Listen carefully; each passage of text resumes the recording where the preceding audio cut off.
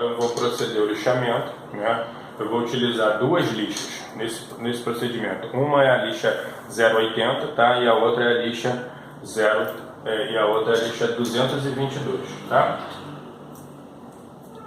Por que eu uso a lixa 80 e depois a 220? Por quê?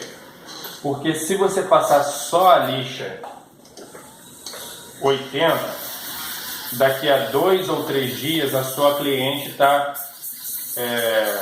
com a pele muito áspera, vai associar aquela situação ao procedimento. Após você passar a lixa nessa região,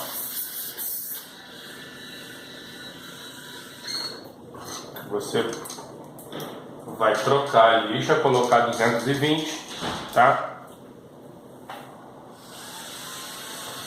E agora a 220 vai fazer o quê? Vai fazer um polimento na pele.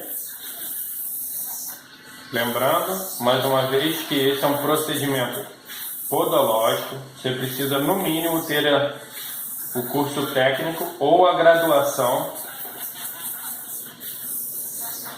na área de podologia para você fazer esses procedimentos.